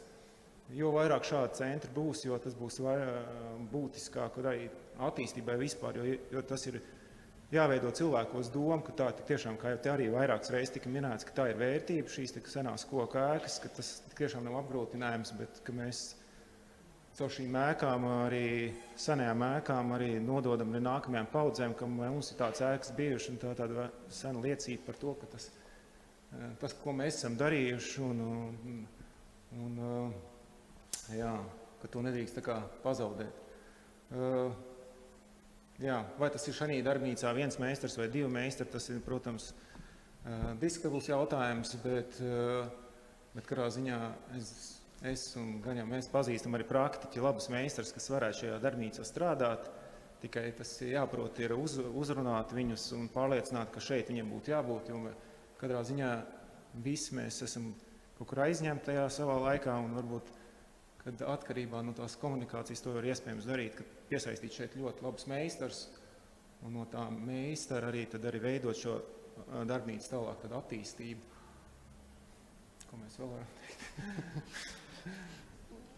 Jā, jo pārējais tas, ko mēs te tīri tādās niansēs, ko mēs tur redzējām, tas ir, jā, tie kaut kā to, ko mēs reiz redzējām, bet, kā jau teica, tad tas ir jāveido katram meistaram atsevišķi ap tā vide, ap kuru viņš to darīs, un tad arī tas veidosies tāds kopīgi vidi, kurā tas darbosies, gan tie, kas reāli nāk šeit darboties, gan arī viņam pašam, kas tad būs. Tā kā principā šīs divas tāds būtiskākās lietas gluži nevar nosaukt, bet tās, kuram ir vajadzīgas, un par to ir jādomā, lai tas attīstītos. Un, ja šeit kā reiz ir vadība, tad Rīgas domas, tad tas būtu liederīgi par to domāt un šos te cilvēkus meklēt, jo labi meistari nav daudz vairs, bet ja viņi ir, tad viņiem ir, kā teikt, ir jāprot viņus arī uzrunāt, lai viņi arī šeit būtu. Kaut kā tā. Tā kā varam novēlēt veiksmi atrast labu meistaru. Burvīgi. Uz šiem vārdiem arī paldies. Paldies. Jā, kā rīki bez meistara ir tikai rīki, vai ne? Kāds rezultāts vai iznākums no tiem rīkiem ir, es tā pērku visu laiku skriešanas botus, bet neskrienu. Nav liela jēga no tās garderobes, kas ir. Burvīgi, iesim tālāk, paldies meistariem. Iesim, mums ir vēl 4. grupa. Grupu mēs saucam par apkaime un sociālajā partneri. Es redzu, kolēģi jau nāks visi apkaime nāks un visi sociālajie partneri nāks. Es došu jums vārdu, izstāstīt, kā jums gāja.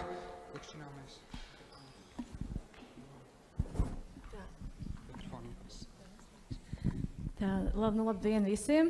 Man sauc Marta Kotelo no Grīziņkalna. Tā kā mēs esam divas, tā teikt, Grīziņkalna iedzīvotājs, ja tā var teikt. Jā, tātad mēs esam no Grīziņkalna apkaimes biedrības, un tad mums bija vairāk vai mazāk pārstāvot dažādas organizācijas, gan tādas, kas atrodas Grīziņkalnā, teiksim, Rīgas skolēnu pils. Tad ir mums ciemiņi no zaļaniekiem ar līdzīgu pieredzi, vai ne? Un tad ir skolnieks, pētnieks, pilsētnieks, kas ir mazo arhitektu skoliņi, kas notiek arī Koku Rīgā, kas ir burvīgi. Lūk, es gribēju dzirdot to, kas pirms tam skanēja. Mēs jau spriedām, īstenībā varētu pateikt, ka mēs visam piekrītam, un ar to arī mēs varētu beigt tērēt jūsu laiku. Bet es tad varbūt 3 lietas, kā tādus ceļvārdus. Man liekas, ka ļoti, ļoti daudz labas idejas jau izskanēja no Kuldīgas un no Liepājas. Tāpēc varbūt tās tiešām nevajag tur riteni domāt no jauna un mēģināt pakopēt to, kas jau citur ļoti labi strādā. Un kas interesanti ar to Kuldīgu, Kuldīgā arī tāpat kā tad visā Kuldīgā ir tikpat daudz iedzīvotāju, cik vienā Grīziņkalnā. Kaut kas tur ir droši vien līdzīgs. Līdz ar to tas nozīmē to, ka šī mazā ēciņa principā varētu derēt vienam Grīziņkalnam. Tas nozīmē to, ka tā ideja par to, ka šis kopējās vēl citās apkaimēs ir droši vien, kā saka, must have. Nu, lūk, un tad varbūt tas, ko es sadzirdēju Kuldīgā, un es domāju, ka pārējie piekritīs, ka tajā Kuldīgas modelī tas, kas tur, manuprāt, vislabāk arī strādā, ir tas, ka tas modelis ir bāzēts uz to, ka ejot pa ielu, tu redzi to rezultātu. Tu redzi tās dzeltenās durvis, tu redzi tos smukos baltos logus atjaunotos. Un man liekas, ka šeit arī vajadzētu varbūt tomēr likt uzsvaru uz to, ka, piemēram, pieņemsim, Grīziņā tiek atjaunotas šīs durvis, un varbūt ir kāda maza šiltīte, šīs durtiņas atjaunotas Koka Rīgas darbnīcā. Bet kas man tātad Kuldīgas modelim ļoti, ļoti patika, ka tātad šis pakalpojums iedzīvotājiem ir bez maksas.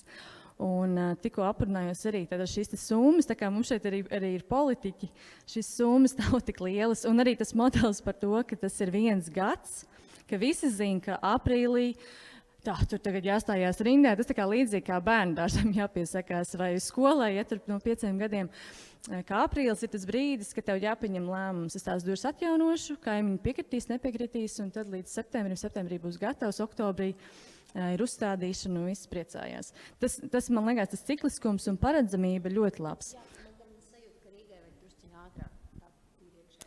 Nu, lūk, tā kā tas, jā, un pie mikrofona. Lūk, jo tās izmaksas nebija tik lielas, tāpēc es domāju, ka tas strādās daudz labāk, iedzīvotāji redzēs rezultātu ielās. Nu, lūk, tagad, ko mēs tur tās 2 stundas, vai cik mēs tur ilgi runājām. Tā, kas ir pats galvenais, tad varbūt tātad mūsu uzdevums bija identificēt tās potenciālās sadarbības organizācijas, tad lielās masās tie, protams, pamatā ir iedzīvotāji, vai nu tie ir apkaimes iedzīvotāji, vai visas Rīgas iedzīvotāji, varbūt visas Latvijas iedzīvotāji. Tad ir organizācijas, kas ir, vai tas ir NVO, vai tie ir SIA, vai tās ir profesionālas organizācijas, vai izglītības iestādes kā organizācijas. Nu, tur, teiksim, tad ir Latvijas amatnieku kamera, Latvijas arhitektu savienība, Rīgas skolēnu pils, kas arī ir Grīziņkalnas apkaimju biedrības, New Bauhaus izglītības iestādes. Un tad ir trešā puse, tad ir meistari. Tātad gan vietējie meistari, gan ārzemju meistari.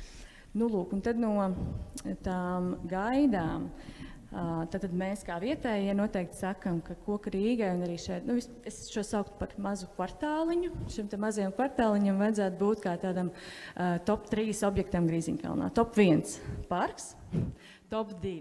Kā tu, Laura, domā, kas?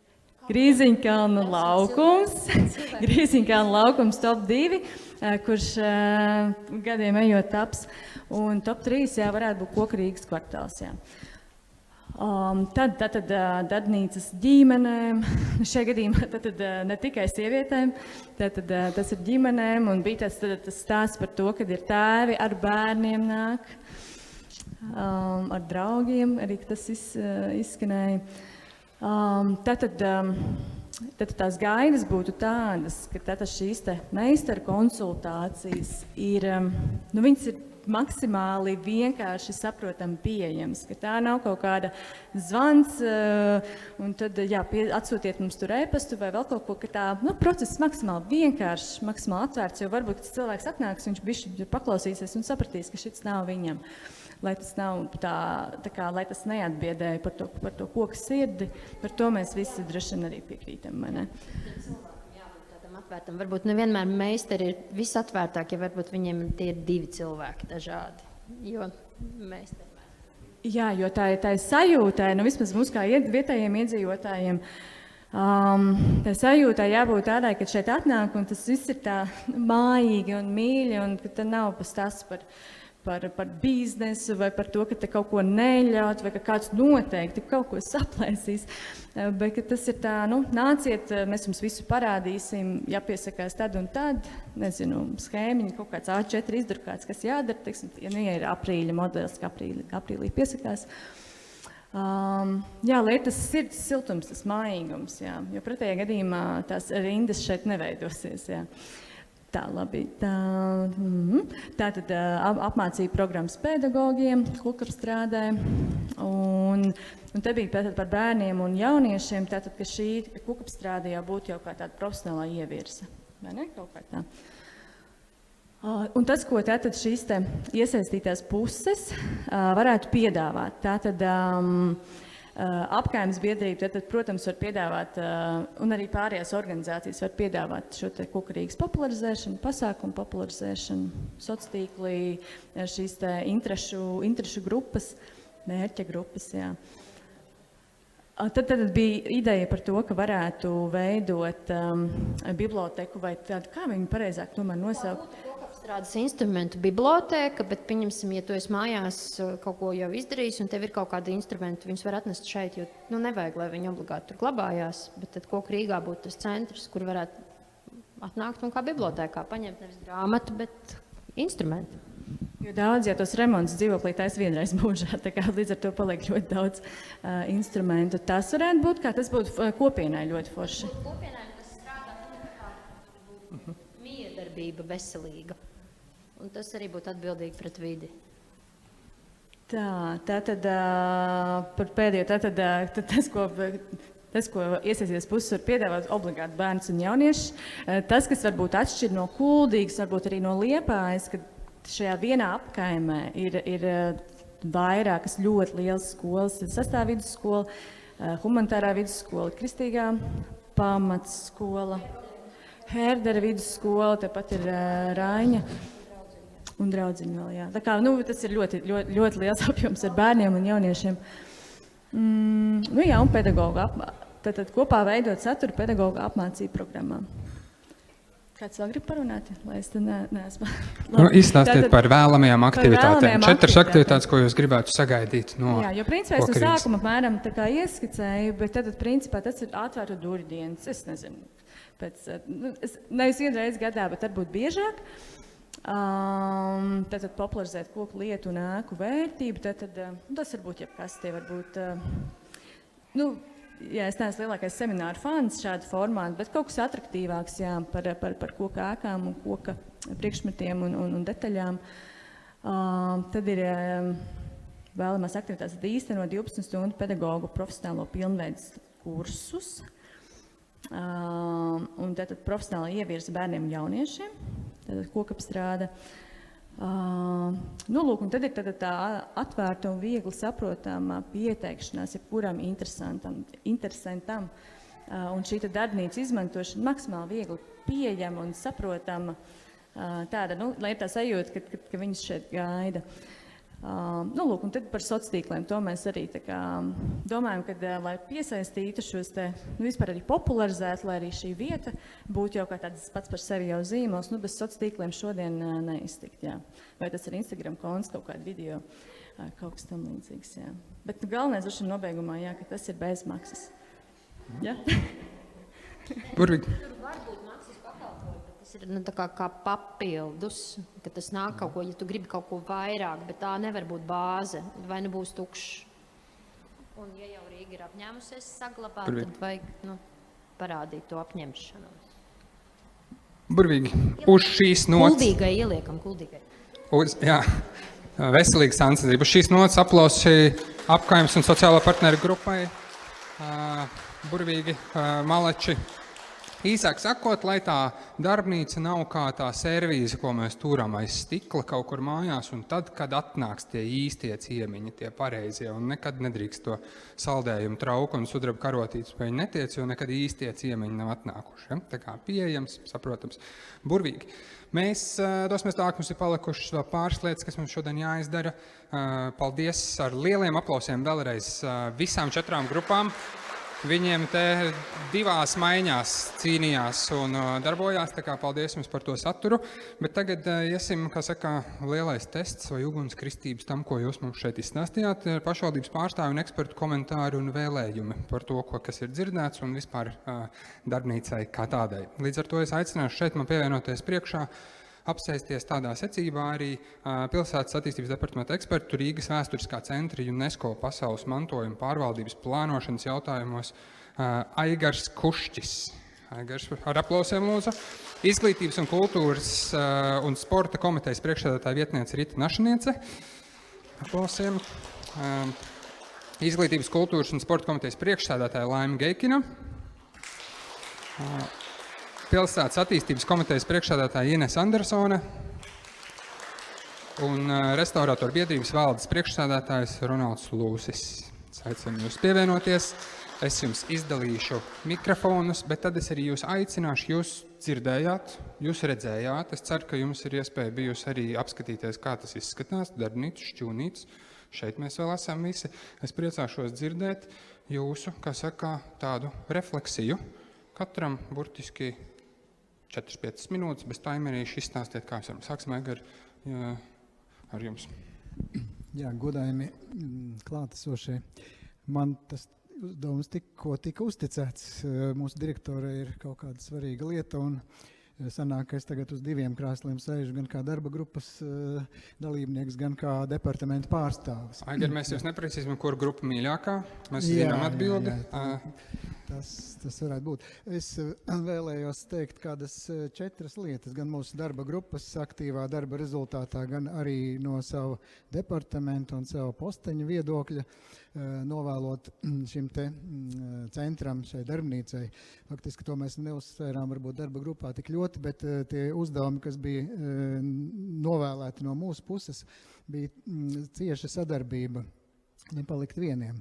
Un tieši jaunajai darbnīcai, protams, tā ir neatraujama, nesaraujama sadarbība ar Koka Rīga kā tādu, jo tas viens bez otra nevar pastāvēt. Un tie daudzie uzdevumi, kas tur bija uzrakstīti strateģiskā līmenī, protams, nav gluži darbnīcas uzdevumi. Bet kopumā mēs to skatām tā kā tādu vienu organismu, kas attīstās un veidojās. Un tas ir apsveicam. Un tā sadarbība, protams, būtu jāveic arī ar izglītības iestādēm, arī ar apkaimēm, un daudz kas no tā jau te kolēģu uzstāšanās runās tika minēts. Tad koordinācija. Koordinācija varētu būt tāds jautājums visai mūsu pašvaldībai, un jūs esat tā labi attīstījuši šo te darbnīcas ideju, tā nemanāmi. Mēs pat attīstības departamentā tā īsti nezinājām, ka tas tā notiek. Es atzīšos, varbūt ka vadības līmenī kaut ko, bet pat mūsu tādu radniecīgu speciālistu līmenī mēs tā par to sastapāmies ar informāciju tikai pašās beigās. Un šī koordinācija, jautājums, kas to var uzņemties pilsētas līmenī un pašvaldības līmenī. Jo katrs departaments ir diezgan liels, katram ir savas atbildības specifiskās. Varbūt attīstības departaments ir tāds kā caurviju. Tās tēmas darbā ir saistītas varbūt ar visiem pārējiem departamentiem. Tāpēc būtu aicinājums tā cieši sadarboties, un mēs, protams, iekšēji arī domāsim, jo UNESCO lietas sakarā, ko es pārstāvu tā dziļāk, ļoti svarīga ir pārvaldība, šī mantojuma pārvaldība, un Koka Rīga un koka arhitektūra ir viena ļoti svarīga sastāvdaļa no tā kopējā Rīgas mantojuma. Un mums šobrīd nav tādas kopējas pārvaldības, katrs kaut ko dara, ir daudz iesaistītie, un mums vajadzētu meklēt veidus un ceļus, kā labāk savstarpēji sadarboties un vienam par otru vairāk zināt.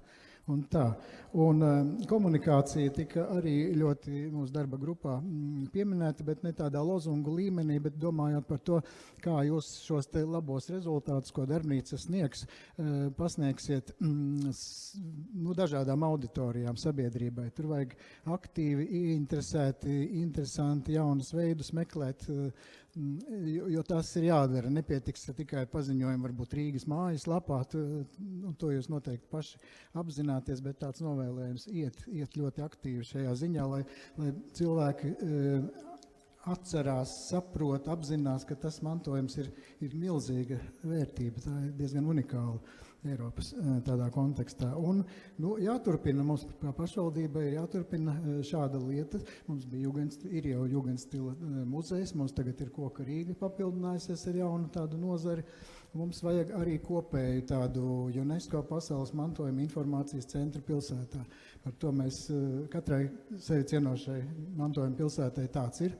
Tā kā pie tā mums jāstrādā un vēl sadarbība. Paldies. Tātad koordinācijas, pārvaldības un komunikācijas mājasdarbs, kas jāveic diezgan ne tikai pašai darbnīcai, bet visiem iesaistītajiem arī pašvaldības līmenī. Burvīgi. Rita Dašniec, kā par apkaimēm varbūt tikko mums bija prezentācija, kāds, jūsu refleksija par šo? Es gribēju vispirms pateikt paldies tam, ko jau apkaimju labā un īstenībā tautas tādā kopējā izglītošanā dara Koka Rīga. Jūs jau praktiski esat ieskrējušies, un es nezinu, vai mēs īstenībā varam pateikt kaut ko vēl jaunu, ko jūs paši neesat izdomājuši un paši pēc būtības zinat. Kas attiecās uz apkaimēm, es domāju, ka tas ir ļoti būtiski, jo jebkurš cilvēks, kurš iegādājas vēsturisku objektu, viņš kļūst ne tikai par šī objekta īpašnieku, viņš vislielākā mērā kļūst par šī objekta kalpu, vergu, elfu, labo garu, un tas objekts viņam sāp no rīta līdz vakaram. Un arī pilsēta, kas saņem šo vēsturisko mantojumu, un Rīga ir 800 gadus veca pilsēta. Mēs esam saņēmuši ļoti daudz. Mēs arī esam pēc būtības šī mantojuma, ko mēs saņēmuši priekšā bieži un domājam, kā mēs vispār ar viņu varētu rīkoties. Un tādā ziņā jūsu misija ir svēta misija, jo jūs to apjukumu tautai patiešām palīdzat pārvarēt. Un paldies Martai un patiesībā grupai, kas strādā ar šo apkaimes jautājumu, jo šeit ir divi aspekti. Ja mēs pieņemam, ka tas mūsu mantojums nav tikai kaut kas, kam mēs esam saimnieki, bet kam mēs arī kalpojam, mums ir jāaudzina šī jaunā paudze. Un skola, izglītības iestādes ir ļoti, ļoti laba platforma, kurā mēs varam izstāstīt, kāpēc Rīga ir mantojuma pilsēta, un ka jūs, jaunie, ar spožajām acīm būsiet tie, kas saņems šo pilsētu. Un es arī redzu, Koka Rīga jau ir atvērusies apkaimēm, pēc būtības šī vieta jau ir iesildīta. Gan Avoti, gan Grīziņkalns to izmanto, gan vispār arī apkaimju alianses to izmanto. Ja mēs iesildam šo vietu apkaimēm, ja mēs iesildam šo vietu skolām, un tas ir tas, ko tiešām te var izdarīt, vatis cilvēki jau to dara, mēs pieradinām, ka šeit ir tā vieta, kur mēs nākam runāt par vēsturisko Rīgu, arī citos jautājumos.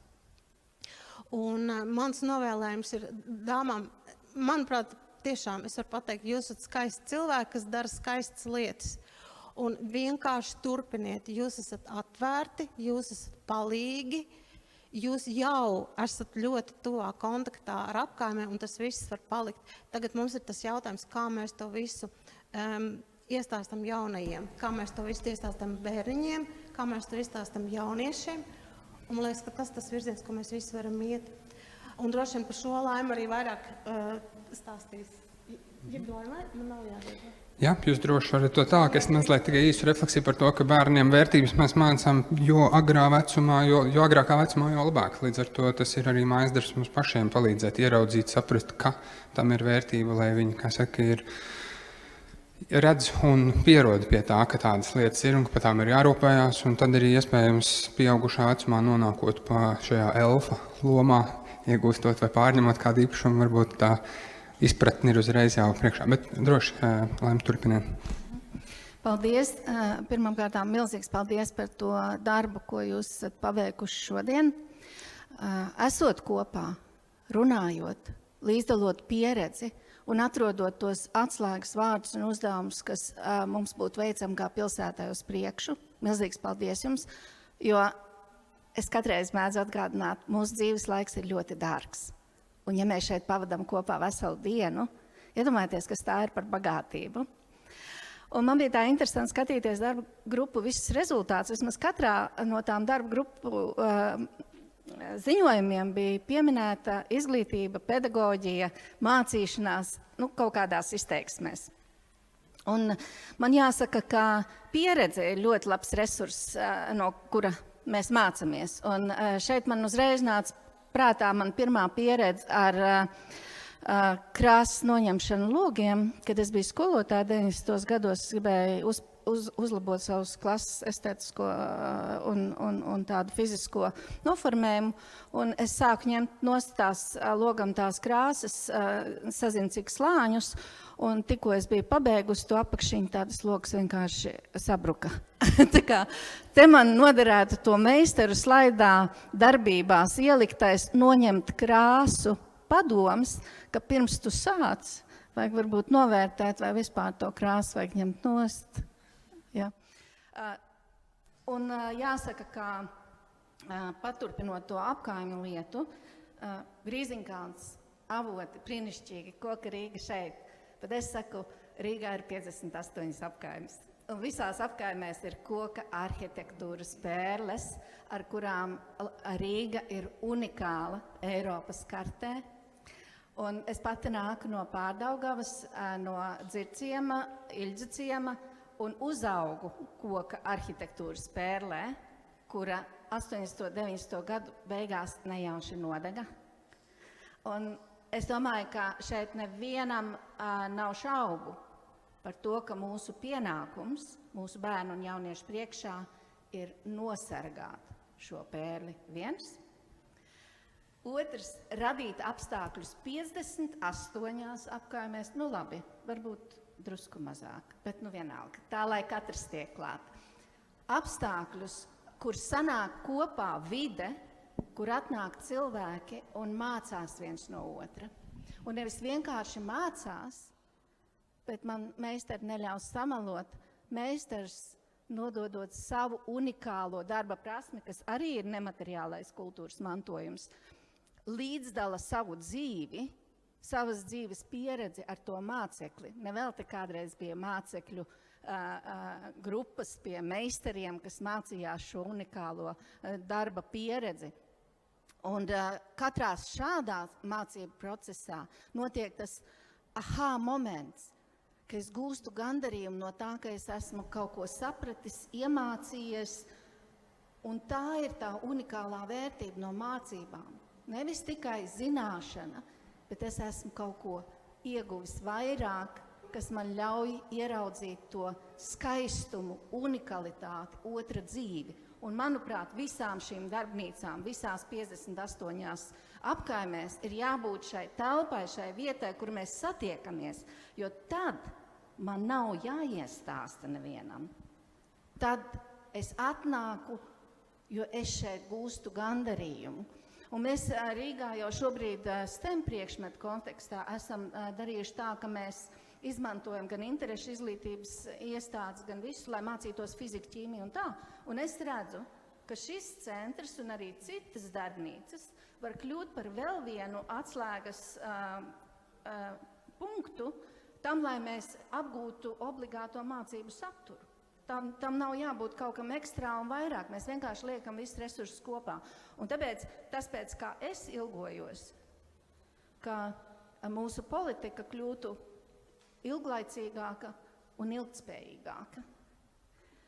Un ka mēs nevis domātu tādos īsos ciklos, bet ka mēs atrastu iespēju radīt šīs telpas visās 58 apkaimēs, kur sanāk cilvēkiem apgūt šo unikālo nemateriālo mantojumu prasmes ziņā un saglabāt šo unikālo materiālo kultūras mantojumu, kas ir tā mūsu koku arhitektūra Rīgā, kas ir unikāla pērle Eiropā. Manuprāt, tas mums ir jādara. Savā Paldies uz šādā, kā saka, vēlējumu un nots. Paldies par to. Dosimies nāk, mēs te runājam par to, ka cilvēks ar koka sirdi nepieciešams, lai to visu pieskatītu, pārvaldītu, koordinētu. Ines, lūdzu, vārds jums. Jā, es domāju, pēc laimes ir tā kā grūti turpināt ar nākamajā līmenī, tāpēc varbūt es gribētu pateikt tā, ka man arī radās pāris idejas. Pirmkārt par to, kad bērni kā atslēga pieaugušajiem, līdzīgi kā mēs mācam bērniem šķirot, Jo bērns izstāst mājās, hei, mēs mācāmies šķirot, lūdzu, šķirojam mājās. Līdzīgi tāpat tās bērni var atvest vecākus uz šeieni un uz citiem centriem. Otrs par to, ka mēs esam ļoti digitālā laikmetā. No vienas puses ir arī ļoti labi, ja mēs attīstam šo digitālās mācības, ka mēs parādām, ka šis koka centrs kļūst arī par tādu digitālo krātuvi, kā to darīt, kā tāda vieta, kur es varu vērsties, bet es arī varu noskatīties to, kā to darīt, un tad nākt. Bet no otras puses, to, ko es pieredzēju, kad es dzīvoju kādu laiciņu Stokholmā, kad pieaugušie cilvēkiem arī gribās vietu kā interešu izglītības vietu. Mēs vienmēr par bērniem, jauniešiem domājam, bet mans vīrs, viņš ir arī pēc izglītības darbmācības skolotājs, viņš pasniedza galdniecību pieaugušiem. Tu atnāc pēc darba, tu mācies logu, varbūt restaurēt lietas, mācies uztaisīt galdu, plauktiņu, un atslēdzies no tās digitālās dzīves, no ikdienas un darbojies ar rokām. Un man liekas, ka tas varbūt ir tāda papildus pakalpojums, varbūt kā iespēja arī Koka Rīgai, ka ne tikai tā kā ar mērķi norestaurē X logus, bet arī veidot šo interešu izglītību pieaugušajiem. Un domājot par paplašināšanos, man liekas, ka mūsu iespēja ir apkaimju kopienu centri, kurus mēs gribam arī sekmēt pilsētā kā vietas, kur satiekās iedzīvotāji. Un ja viņiem šā vieta sakrīta to, kad, pieņemsim, tur ir arī koka ēka. Es jau Vladimiram ieteicu par saules dārzu, tur Kalniņā ir viena skaista, diezgan nolaista koka ēka, kur varētu atrast kopienu, kas nevis mēs kā pašvaldība atkal ejam iekšā un mums ir darbinieki un vispārējais, bet mēs atrodam sadarbības partneri, kur mēs iespējojam ar kaut kādu finansējumu, nododam ēku, sāk darboties ap šo ēku, valk iekšā vēl citus cilvēkus un veidojās šie kopieni apkārt. Tā kā to 5 filiāļu attīstību veidot varbūt arī caur šādu kopienu centru Pirismu. Man liekas, ka tas ir principā iespējams, jo šobrīd, man liekas, ka mēs visi, kas ir šeit deputāti, mēs 3, un Dainis, un Edvards, un pārējie, esam ar koka sirdību. Un Vladimirs ir pieredzējis dažādas sirdis, man liekas, deputātiem un politiķiem. Bet mēs esam ar koka sirdību, tā kā no mums var izspiest šīs lietas arī ārā, vēl paspēt uz nākamo budžetu. Tā kā, jo mēs nekad nezinām, kā kauliņi kritīs pēc tam. Bet šobrīd deputāti ir ar koka sirdību. Mēs to pieņemam. Par to priecājamies arī. To vajag izmantot. Un to vajag izmantot. Laiks vēl ir. Paldies. Paldies. Es laikam tikko saklausīju, ka mēs tiekamies pēc 5 gadiem Bolderājā 5. centra atklāšanā. Labi. Tas joks, bet cerams, ka tas piepildīsies. Ko es gribēju teikt? Paldies centram par šīs darbnīcas atklāšanu. Un es gribētu teikt, ka, protams, ja mēs skatāmies uz restaurācijas procesiem, tad mēs pirmā brīdī šķiet sarežģīti, grūti, profesionāli. Un tas varētu būt tā kā viens no šiem centra galvenajiem uzdevumiem, ka viņš var palīdzēt pārvarēt šo profesionālo barjeru, un kur cilvēki var satikties, saskarties, nodot šīs savas zināšanas un šīs tehnoloģijas. Ja mēs tā gribētu teikt, tad tas, kas varētu būt centram tāds uzdevums, ir tāda populāra lieta kā dzīvais kultūras mantojums.